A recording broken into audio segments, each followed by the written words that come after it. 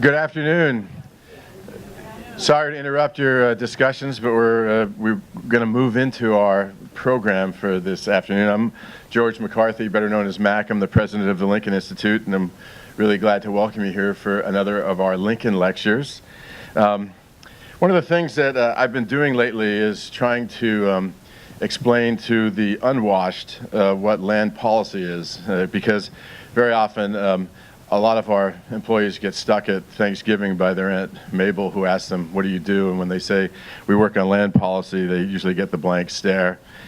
And the simple answer I've been giving, and I think it actually has a little bit of resonance now, is that land policy is really just a set of the rules of the game that we use to mediate the relationship between people and place.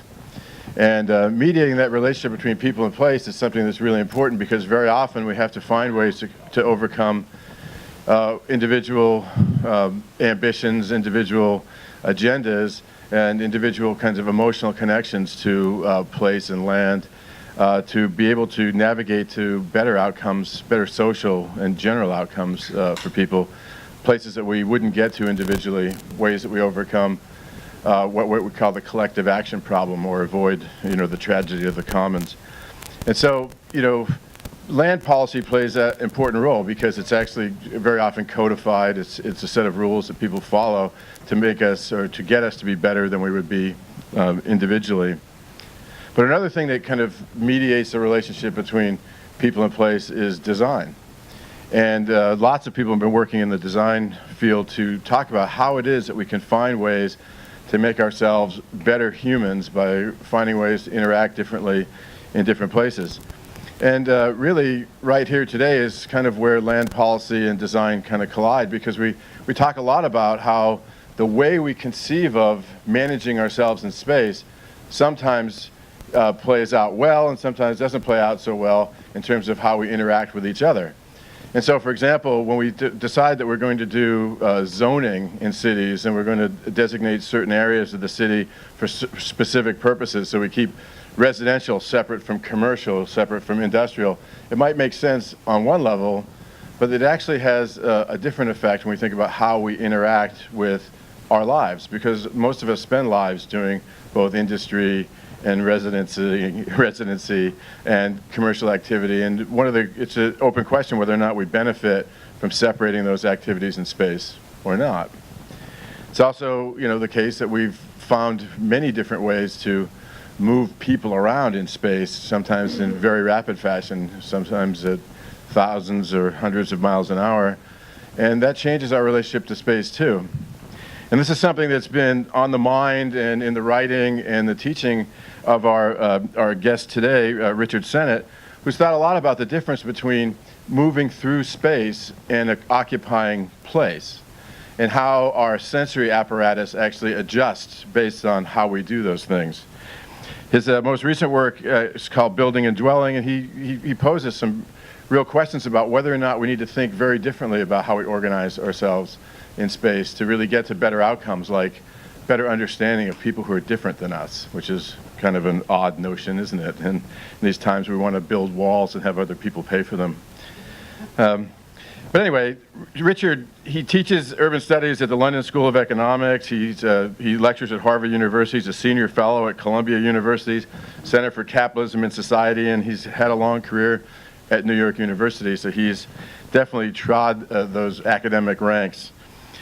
He's written many books. He's analyzed the behavior of individuals and groups and cities and changes in the dynamics of labor. He's been a protege of Jane Jacobs, and he's also had his differences with the way Jane Jacobs conceived of the evolution of cities and society. Among his many accomplishments, that he founded the New York Institute for the Humanities and is president of the American Council on Work. In a connection as important to us here at the Lincoln Institute, he also was a major operative at the Habitat 3 meeting in Quito, and working closely with the UN Habitat to both design and then think about articulating the new urban agenda that's supposed to govern the way cities evolve over the next 20 years. We'll see how we do, right? So a couple other things to know, and I think of something that's interesting and actually connects Richard with me. Richard grew up in public housing like I did. I grew up in public housing right over here in the Archdale project over in on the Jamaica Plain, Rosendale line. The project's still there. And Richard grew up in Cabrini Green, which unfortunately isn't still there. One of the housing complexes in Chicago that was replaced as part of the not Habitat 3, Hope 6 project. And he wasn't always a famous sociologist, and unlike me, he has talent in music and was at one time a cellist. And I don't know if you're going to talk to us about the cello or not, but we'd look forward to hearing about your ruminations about how sound might interact with people in place as well. So without much further ado, oh, and one other note that Anthony wanted me to make sure you heard is, and for those of us who are watching this on Facebook Live, this is our first attempt to broadcast one of these Lincoln lectures on Facebook Live, and we have the capacity to have folks watching on Facebook Live to ask questions, and Anthony will be monitoring that feed and be able to shuttle your questions to Richard after he makes his presentation. So without further ado, please welcome Richard Sennett to our stage. Thank you very much for asking me. I remember the Lincoln Land Institute from its early days, so I'm curious as to what you've all become and how you will respond to this, the ideas in this, my latest and I hope last book on cities. I've had my say, you know, it's time for other people. So this book is a very personal book to me. I've had a planning practice throughout my life, but my practice took a big change in the early 80s when I started working with the UN and various parts of its network as a consultant. I never worked full-time on issues of urban design, cultural strategy for cities, and things like that. And in this book, I've tried to have a kind of dialogue between experiences I've had in practice, mostly through the UN, with the thinking I've been doing about urban form and city life. The other thing I should tell you about this book, which is particularly personal to me, has to do with the fact that I had a very bad stroke about 5 years ago. And I had to learn how to walk, adjust to spatial relations, be in crowds, all of that as part of recovery. And it gave me quite a different sense than of things that I'd taken for granted before about spatial relations. I had to think about now because I'd forgotten how to do them physically. So that's also in this book, and in particular the notion of density and what it means, because density is a horror for people who have had strokes to experience. It's a neurological nightmare. And I gradually had to think through the whole issue of density because I like crowds and I like being in cities. So with that as a preface, I want to talk to you about three things. I want to explain, first of all, the title of my book, why it's called Building and Dwelling. And second, I want to explain what kind of ethics for the city that I have in mind. And then third, show you some projects, some of which I've been involved in with the UN or with UNESCO or with World Bank, but projects which have guided the position papers that Saskia Sassen, Ricky Burdett, and I created for Habitat 3. So you can see how this is translated in my own mind. the fact that this will be a guide for cities in the future, if you believe that, I have a bridge to sell you. But, you know, it's always worth thinking about what you want rather than what you can have. So that's, try and show you a little of that at the beginning. I'd like to start with this seemingly very, very prosaic title, Building and Dwelling. And it actually contains a problem which is not so simple. And if I just take the liberty of reading you the first paragraphs of my book, I give you an idea of what this is about.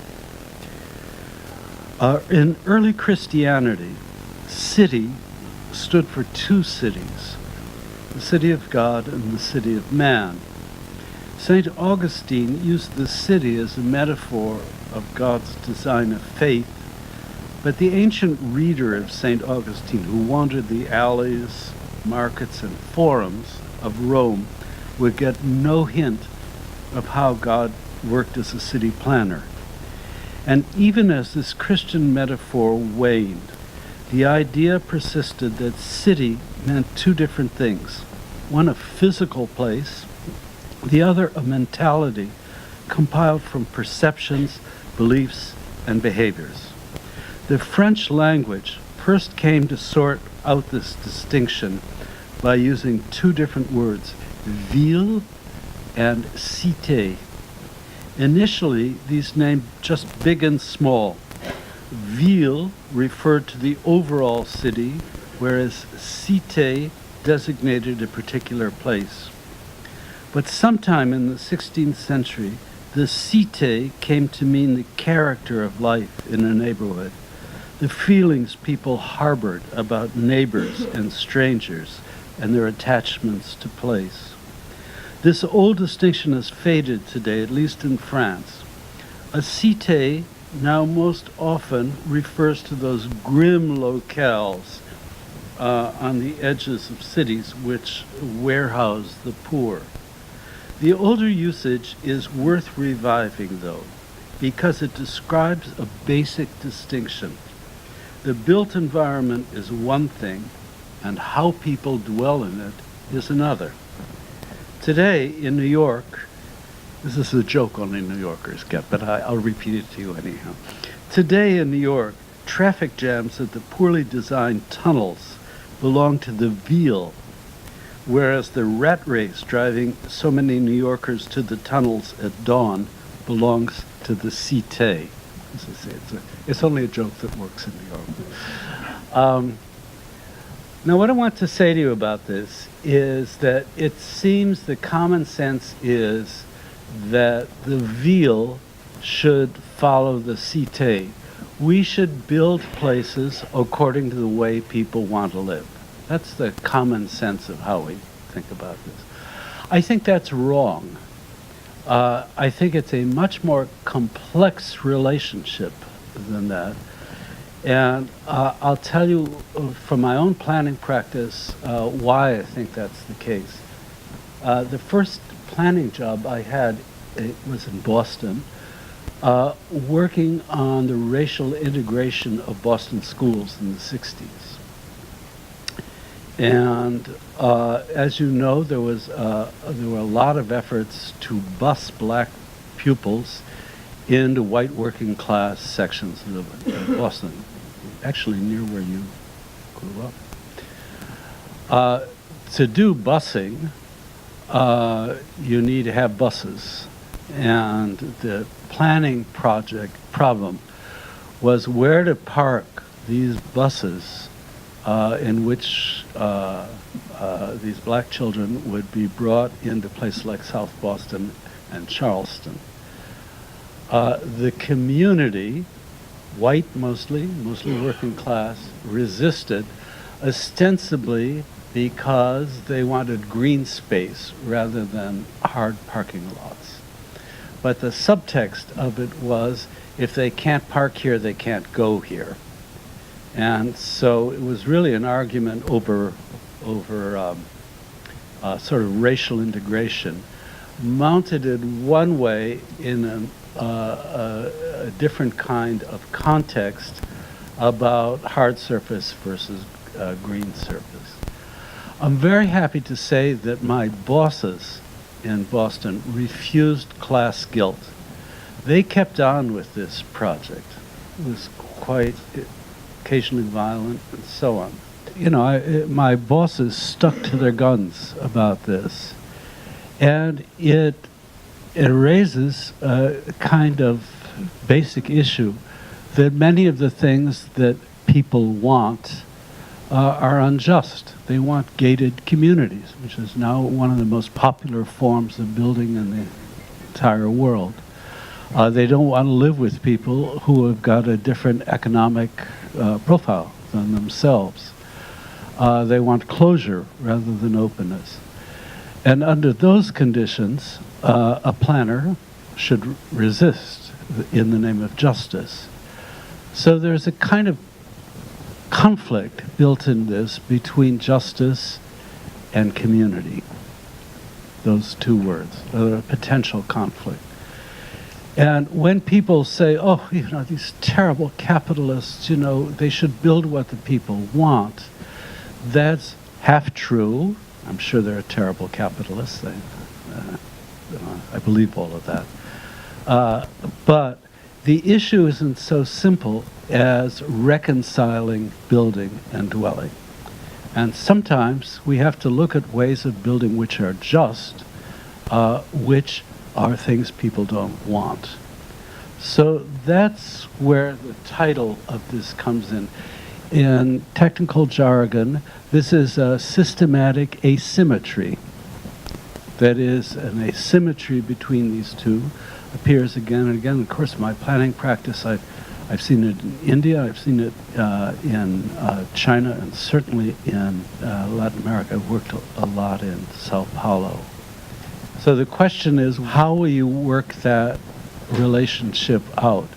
By it being a systematic asymmetry, it's impossible to resolve it one way. So how do we grapple with this issue if we can't solve it?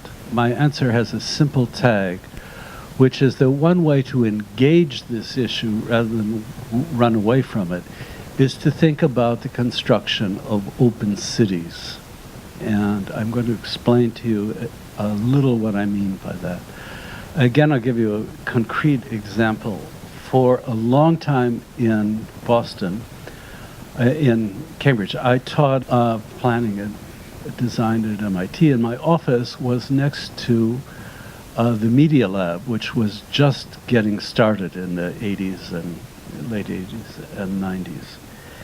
And the Media Lab, which was a place where nobody ever opened the windows, it had half-eaten pizzas that had aged there for hours and hours, people who never went to sleep, but it was a very dynamic place. The Media Lab was supported by largely by the Microsoft Corporation. And the people in the Media Lab had whether rightly or wrongly, had very little respect for their sponsor. They thought that the way in which Microsoft went about doing experiments was closed and second rate, whereas the experiments they wanted to do in the Media Lab were open and presumably of better quality. And here's the distinction they made. In a closed experiment, you are testing a hypothesis. You're thinking in the way of Boolean algebra to falsify or confirm a hypothesis. Wrong answers are not interesting to you because they get in the way of problem solving. The structure of research tends to be linear. That is, you move from one solution to the next. Whereas and that's a closed way of doing an experiment, a Boolean way of doing an experiment. Whereas in a more open way, you could think of as more Bayesian, which deals in probabilities, or at the edge in chance and things like Markov chains, which get involved. You're interested in the relationship between problem solving and problem finding. You're interested in wrong answers, because often wrong answers are more interesting than right answers. You're interested in resistance. In other words, you are interested in complexity rather than clarity. You're interested in building things up rather than simplifying them to an elegant result. Initially, with my friend Bill Mitchell, who wrote City of Bits, which was the first real effort to bring high-tech into the world of cities, which appeared in '96, we began doing various kinds of explorations of what it would mean to open up a city according to this principle of increasing its complexity rather than simplifying its procedures, to build up a city where people had richer experience rather than more clarity. By the way, the original meaning of the Greek term for city, synoikosmos, which is a coming together, it literally means coming together of tribes or treatises. By creating complexity, you create both opportunity, but you also create resistance and difficulty. Putting on my sociologist cap, I would say that the biggest challenge we face in modern society is how people can feel comfortable with managing complexity. The potentialities for life are becoming more and more complicated, and our response to them is, I can't manage it, or go away. So that sociologically, the notion of being competent to deal with complexity seems to me a kind of fundamental problem. The second thing I want to say to you about this is that my students have, I would say, almost consistently over the last 30 years tried to design their way out of capitalism. That is, to come up with a physical design which is absolutely devastating to the capitalist order. Now, I love that. They're kids, why not? Why not? But it gives design much, much to puissance. The answer to capitalism is socialism. So what I can't show you here are designs which engage the problem of resisting as such the capitalist order, particularly its global formations. That has to come through politics, and it has to come through the state rather than design. I think the kind of modesty about what design can do is a very important thing. The other side of that is that were we able to tame the behemoth of the economic system that has cities in its grip, the question arises, so what will we do? What will we build? And there I think the role of urban design is a positive one.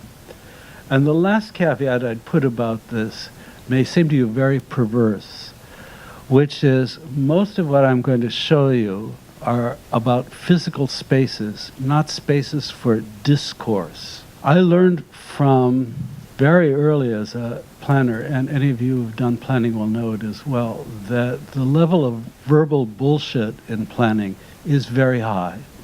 And that often seeming agreements, verbal agreements, and so on, mean very little to people on the ground about their physical and bodily relations to each other. What I've tried to do in the urban work that I've done is sort of privilege the nonverbal and physical rather than verbal planning. Planning by objective, all of that stuff that involves essentially verbal translations is pretty far away from people's actual experience in cities.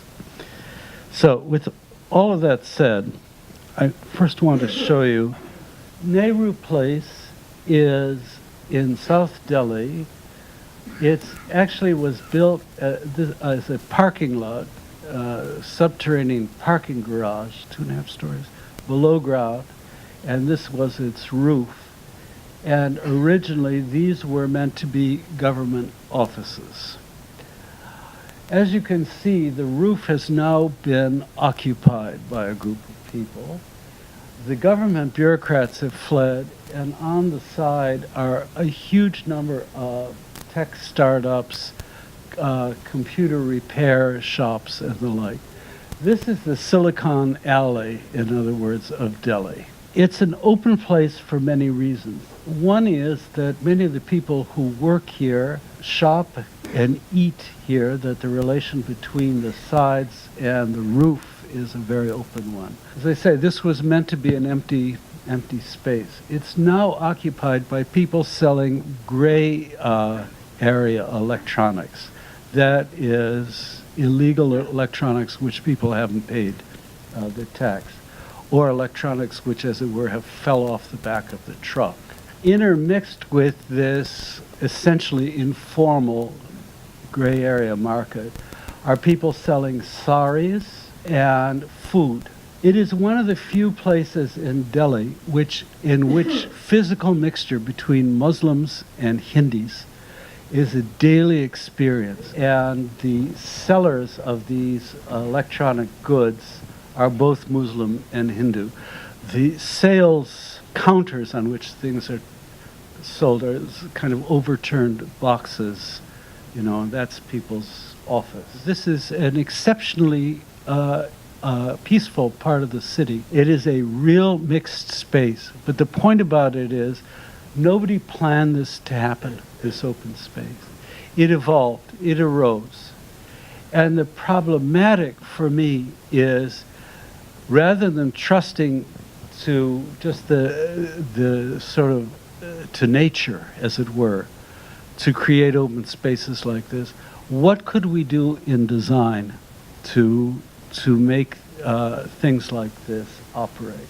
That's how MacDougall Street worked a century ago as well. It was a space of habitation, very hostile between Italians and Greeks. That contrast to it as a closed city is something like central Shanghai, and I was involved in part of this project to my shame. And these are tall, very beautiful structures lifted up. There's no relationship between how people inhabit and the transport system.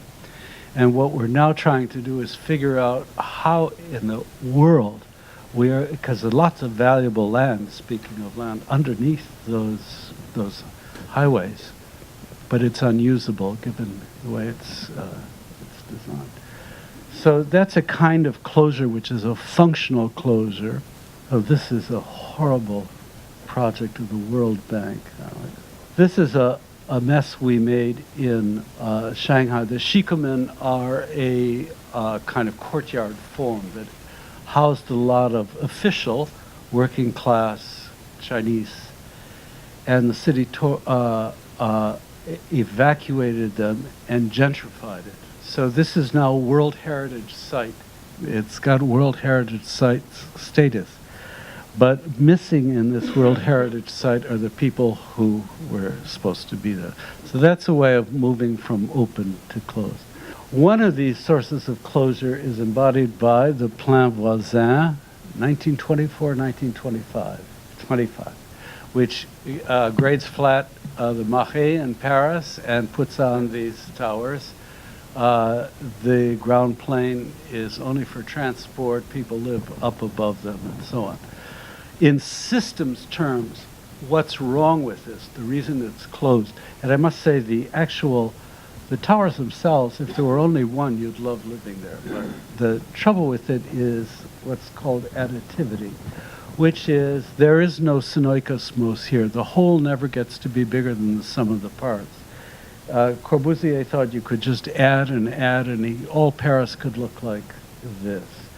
And that kind of additivity thinking this is Cabrini Green, produced much less architecturally distinguished, but the same notion. You could just add the same thing again and again and again. So the whole never becomes bigger than the sum of the parts. When you get a rigid fit between form and function. Just give you the example here. This is in Masdar, which is a smart city, supposedly smart city in the Emirates, designed for a smart car of certain dimensions. Norman Foster figured out a way to lighten the battery and shrink the profile of these cars, which meant that all of these parking stations are impossible to use. There's too big a gap between the side, and it's being torn down. The lesson of this, of closure, is that a tight fit between form and function is a recipe for technological obsolescence. It's a really important issue. And when somebody says to you, you know, we made a city where everything works just as it should, you are looking at something that can only work if the clock of innovation, whether technological as in this case or human, stops. The thing about this is also a form of rigid form and function, because these were all built in Beijing for one-child families. Now, as you know, the Chinese have woken up to the fact that somebody's got to pay the bill when people get to be my age. So social policy has moved on to 2 or hopefully even 3-child families in cities.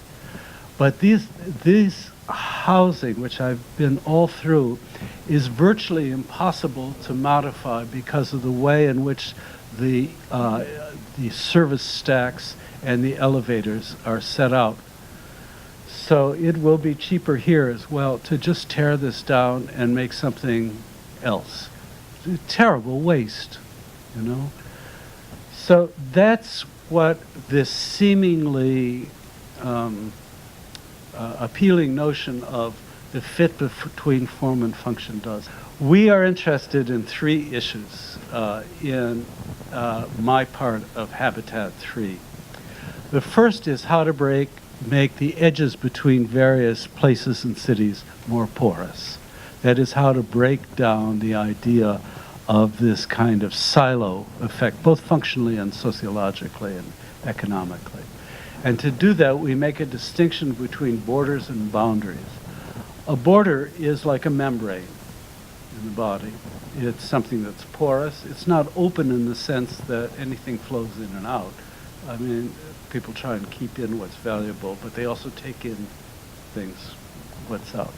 Whereas a boundary is where something ends. In the natural world, a border like this between water and land, the edge is alive. You know, it's got lots of activity. But we don't make edges like that. We make boundaries, as in Caracas. This made by Chavez, great socialist. It's here the boundary is a highway which people can't cross between middle-class parts of Caracas and the barrios of the city. So the question for us is how to open up, make these porous. We've been doing this in terms of density studies. These are 2 models of density I made for the Venice Biennale a few years ago. This is London, which is a very flat density, and this is New York, which has a very spiked density for the same unit of population. What we're interested in is playing with that kind of variation.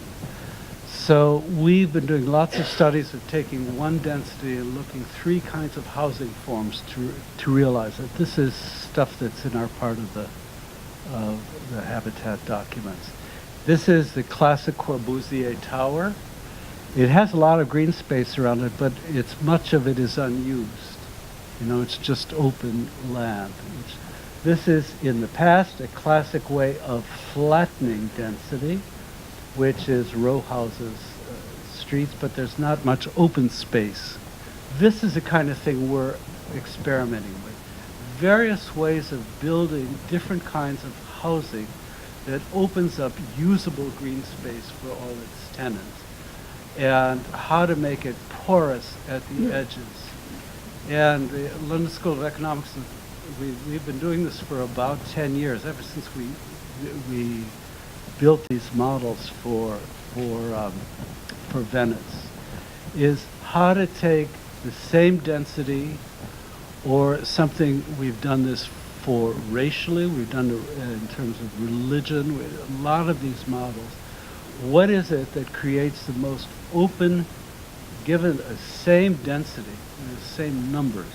How do you create a different form which allows people to use the public space in between? Incomplete form. This is a principle of building, which is that it's better, this is done by my student Enrique Aravena, it's better to build people half a good house than a whole minimalist house. A lot of the planning strategies, particularly in the World Bank, were to house people in complete and fixed and finished forms. This is an attempt to say, you go ahead, we'll give you the basics on this, and you finish it by your own sweat labor. That's what it looks after. The architect hates it because it's so ugly. The idea about this is that it's better to raise the quality of the infrastructure and leave the execution to poor people, however they do it. I'm interested in this because this is a planning, when I was planning commissioner in New York, this is something I thought of as another way of thinking about it in complete form, which is colonizing infrastructure.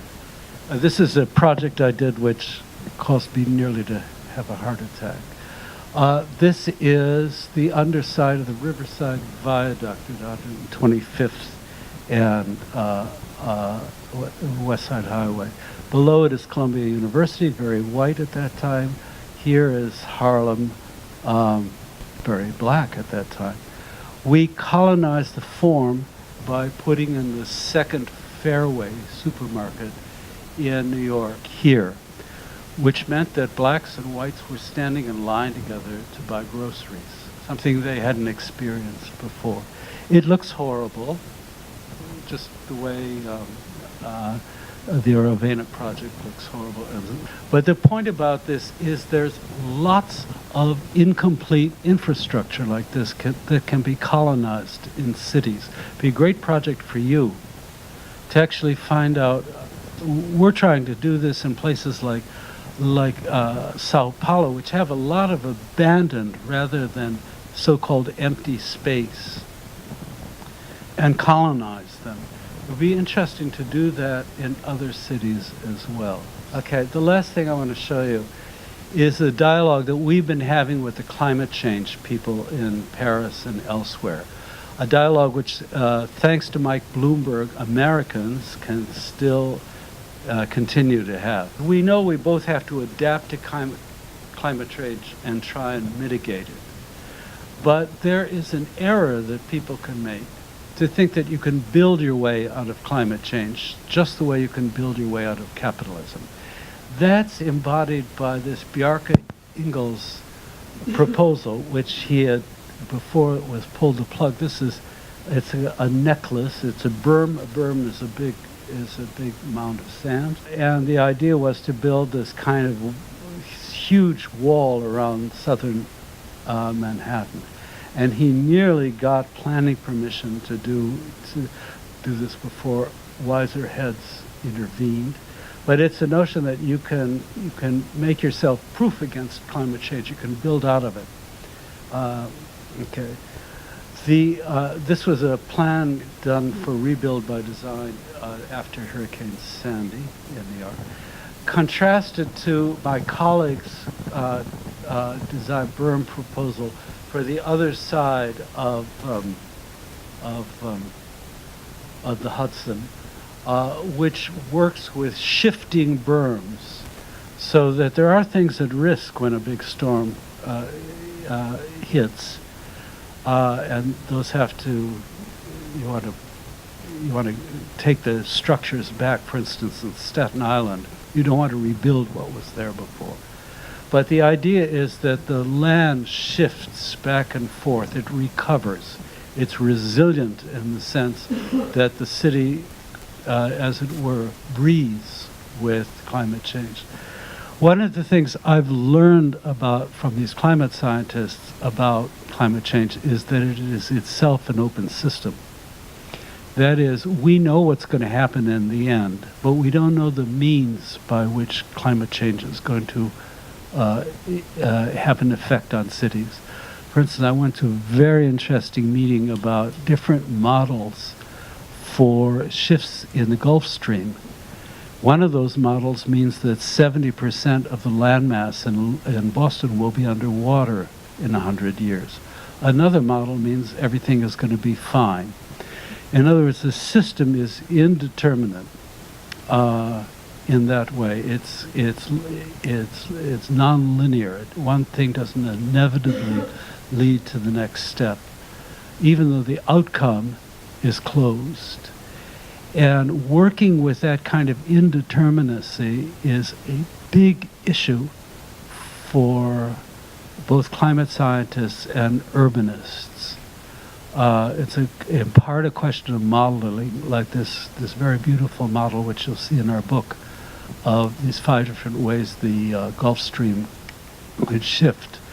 But it's also a kind of modeling exercise in what's a combination of berms to actual land prohibitions at the edge of cities, and what kinds of buildings are more catastrophe-proof than others. It's all of those.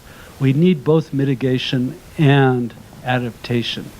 But the danger is to think that mitigation alone is the answer. That is, that you could build your way out of the most fundamental open system.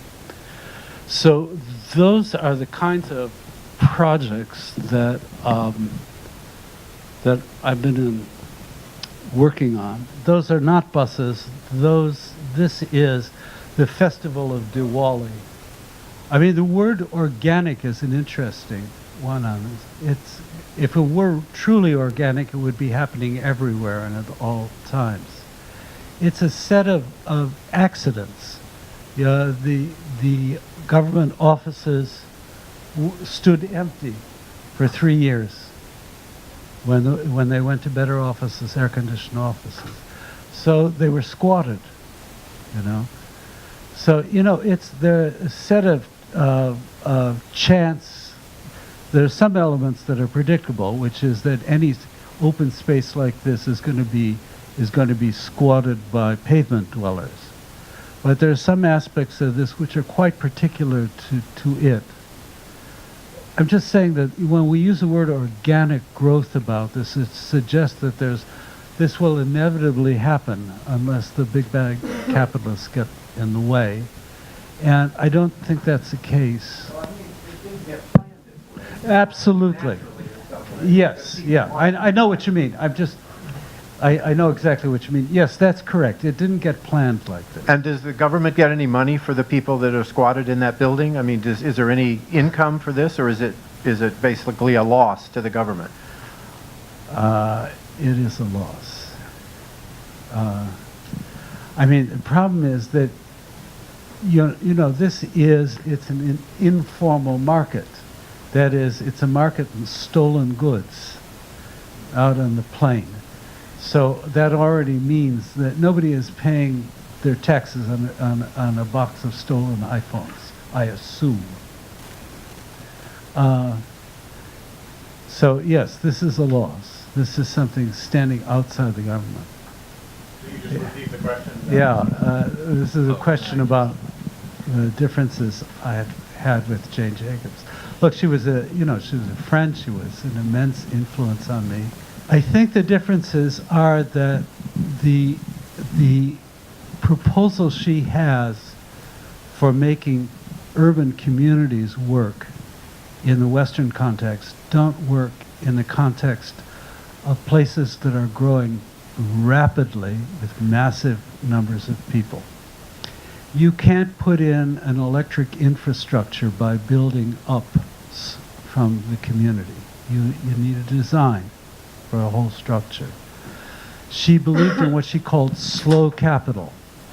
You know, that is that there's small units of capital that would slowly build up a place in the idea of agglomeration of that. But we're not in that world. And the politics are that the people who have control over basic things like water, electricity, road design, and so on, are in it only for profit. There needs to be something countervailing at scale, which says, you know, 1 million people need electricity, and we need to provide that. It's why I think that basically Jane wanted to do away with the state, which made sense when she was fighting the state in the person of Robert Moses. But you can't do away with the state if you're involved in urban development where there are hundreds of thousands of people, where the scale, you know, migrating into a city every year, where the scale is enormous. It's a quarrel she had not only with me, I should say, but as you'll read in my book if you buy it, it's so cheap. You can buy 2 copies. It's a quarrel she had with Lewis Mumford, and it's a very important one. They're both socialists, but Mumford is influenced by Henry George and more by the Fabians. His belief in garden cities was not that he liked plants, but that he believed that you had to do holistic planning in a way that you couldn't just say what you're against. You had to have an image of what you were for, and that had to be a vision of a whole socialist city. And Jacobs hated that. She was much more of an anarchist. So this is in my book I try and lay out what the debate was with them. And Mumford was a dreadful person, but I think he got the best of the argument. Because that's, I mean, again, that's why I think I react to the word organic, because she believed in organic growth in the sense of growth that was slow, you know, evolutionary over a long period of generations. She once said to me that a city takes 5 generations to come into being. Well, that wouldn't mean anything to anybody in Shanghai. You know what I mean? So this is never a personal difference, but that's the stakes in this argument. And that's why I think that, to go back to Habitat 3, one of the great missed opportunities of Habitat 3 was to talk about sustainability without being ever able to produce, say, 30 images of what a sustainable city looks like. It was all seen as a process, you know, one thing interacting with another. And that's not how we get change. We get change by seeing something physical that's concrete and saying, I want that or I don't want that, which Habitat 3, and it's generally true, UN. I mean, they use the words sustainability and resilient, which is a Rockefeller Foundation term, is it has as many meetings as it has speakers. So we've got to get beyond that. We have to actually know what we want, you know? And we can only do that, I think, through having this kind of large image of possible wholes. That's my own view. It seems to me that we don't have the image of what we want. Virtually everything that you've shown is an illustration of how planners get it wrong. This wonderful Nehru Place, terrific. Well, it didn't get there because planners got it right. It got there because planners got it wrong. And every other picture, I think I saw one where 3 schematics of how to build the same amount of residential space, the same number of square feet, and the same block, and that had an image of what you think, and it looks good to me too. Oh, but good. but that's one rendering. It's not a real life example of things looking great. You know, is Well, there anything? actually- Do planners actually have any reason for being other than making big mistakes? Thank you. Probably not. I would. I'm the last person to defend most planners. I tell you about those density things. We're actually trying to build them now in various versions of them in London. And we can only do that because it still may go wrong because there's something called the European Investment Bank, which is supporting this work. And when Britain exits the European Union, we may lose the funds for that. One of the many things that will go wrong in Britain. That's not planners' fault. That's people's fault. But those are buildable schemes, and we are going to build them. We've got 5 of these projects going in East London to do this. The Aravena is also, it's an architectural project, and it works very well, and the UN has put a lot of money into things like that. It's not that it's hopeless, it's that most planning is regulatory rather than visionary. And once you get into the business of regulating, it's legalistic and so on, you're not thinking about what should be. You're thinking about rule and exception, variance and conformity. And that's a kind of degradation of planning that's happened in the States. It certainly happened in spades in Britain. So I wouldn't say it's hopeless. It's nearly hopeless, but it's not structural to the act of planning. It's just the way it's worked out, particularly in the Anglo-Saxon world, which is so obsessed with the market, and then you get planners as somehow regulating the market, which they don't do well. Do you think we want one thing for all time? Don't we want different things for different Absolutely. times and different places? That's why that's the logic of building incomplete form. That is that you give the DNA for a certain kind of built object. I just show you one of them, but there are many, many versions of this. And then it can be built and rebuilt over the course of time. That's what happened, for instance, to the row houses in London, the Georgian shoebox, the most wonderfully open form which can be built and rebuilt and so on. And the reasons for it are very particular. It's small enough that there's natural light that comes in from both front and back, very important. All the service stacks can be located in party walls, another very important thing. And the footings that need to be made for a Georgian shoebox are relatively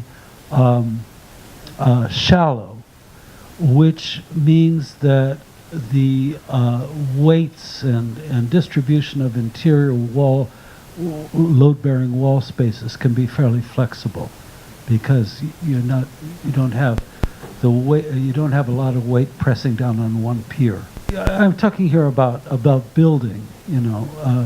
That's a simple way to build historically in time, but we don't build that way.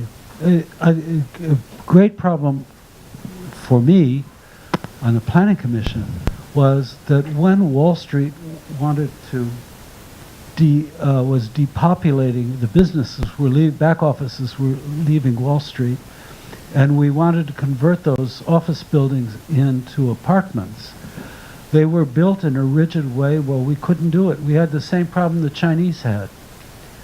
So part of this, and it's an academic exercise, and if you want to come to MIT next fall, you can have a whole course from me about this, is how to build halves, parts, and flexibly so that over time things can evolve. That's the gold, that's the golden prize. And it was easier when we had simpler structures in the past. There are, if I could just say one more thing about this, it's been argued by some people that any tower is inevitably a closed system that can't be changed in time. And it's just not true. There are lots of ways we can use modern technology to make very tall and complex structures do the same thing that a Georgian shoebox does. But it's a craft, it's an art. It's not something that'll just happen. What'll just happen is Trump Place. I've taken it. I said I would never mention that name again. So my question might take a little longer than a one sentence. It might take a whole discussion, but so thinking Fine about, with me. I mean, so thinking when about when do you want us to quit? It's up to you. 1:30. Okay. so What time thinking are we now? about policy and how policy is created, what, in your opinion, is the best mechanism to creating good urban policy and planning? Because you think about all of these governments, authoritarian or socialist, and which ones work best or which policies. And a lot of the times policy deters good planning. And so how do you sort of shape your proposal for an urban city, for example, when there are so many policies like zoning that are limiting your ability to create something that's workable for the community? Right. Well, yes, we will be here all afternoon. I can only tell you what I've done in my own practice, and it's just one way of doing this. And there are many, many other ways of doing this. I follow something that's called what's the technical term they use for it? Proposal co-production. Okay, that's what that simply means is that in places where we are asked to work, that we try to get groups of community residents, or if it's a larger scale, community leaders, together in the room with experts.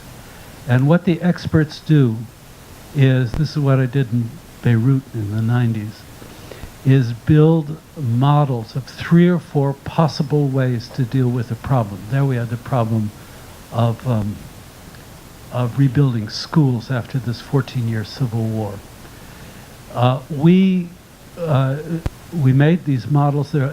I'll tell you exactly how it works. We used styrofoam, and we made the models so that they were a little like those Venice Biennale models I showed you, big, that people could walk around them and so on.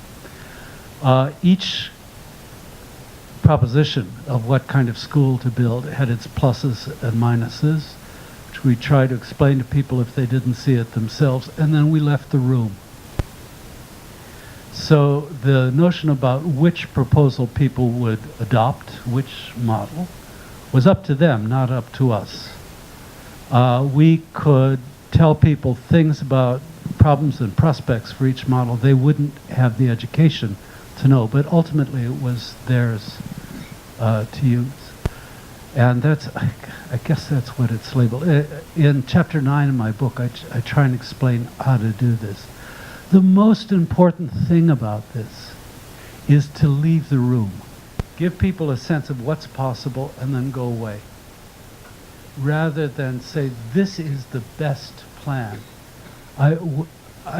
Frequently I had people working for me who were convinced of what was the best plan, and they tried to argue the community or community leaders into adopting their proposal. And I fired those people, because the thing about this kind of proposal planning is that you're a neutral figure in this. An expert should be neutral, should be empowering to people themselves, going to have to live in it. It's very important with the school, for instance. And in Beirut, for instance, people had to think out how important is having a school that's barricaded against the outside versus having our children have an experience of trust after the Civil War that they can circulate in and out of school. Should we put up a big wall around the playground? Or should we leave it as an open field saying, come in? That's a discussion that no planner should have for any urbanite. So that's how I've done it.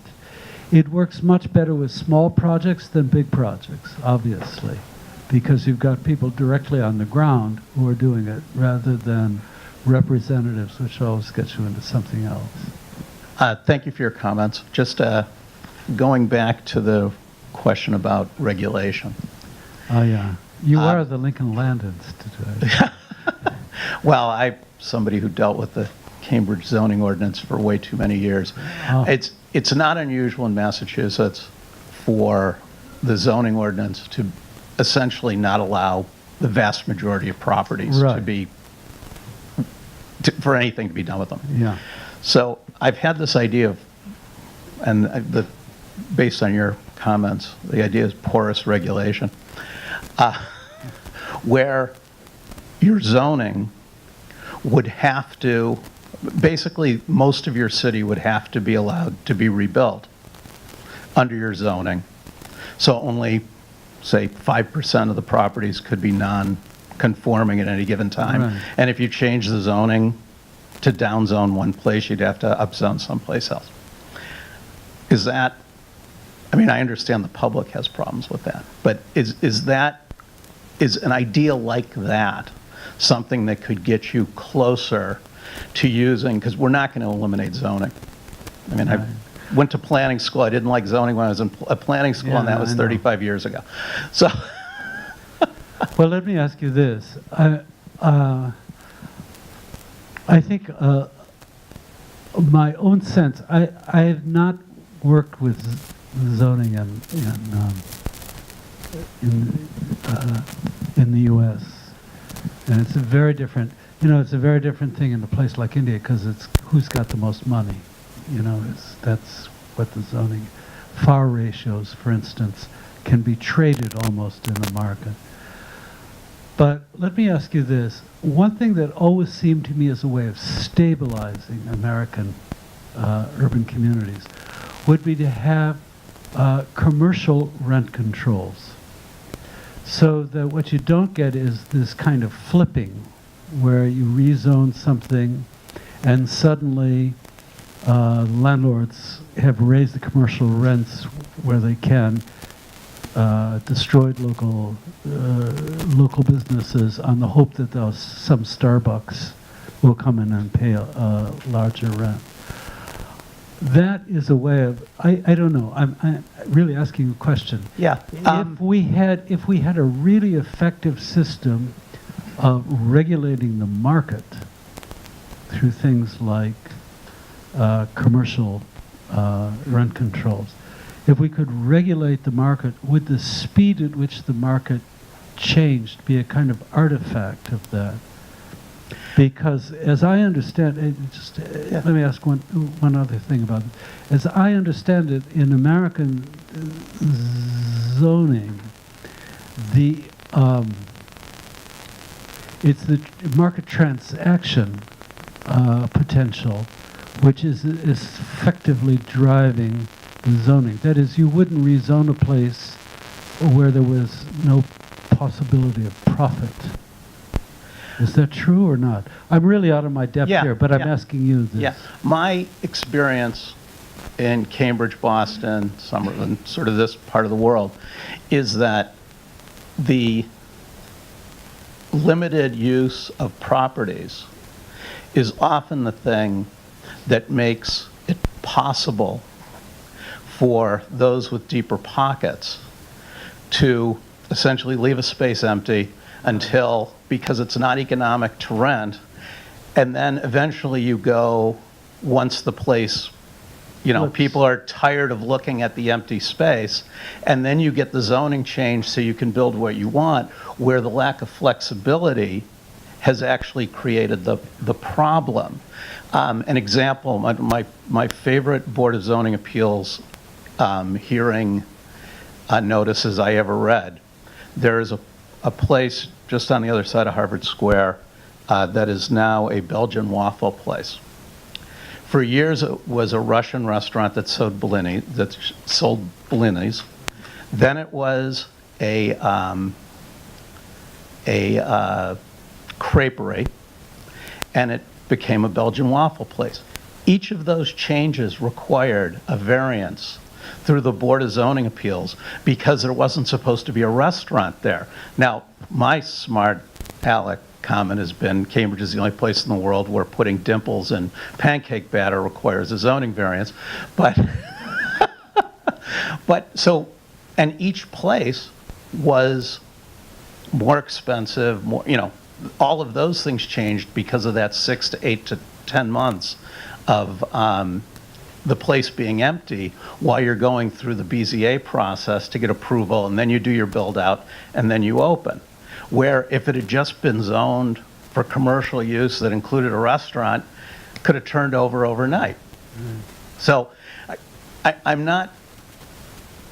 don't think, I have some other issues about rent control.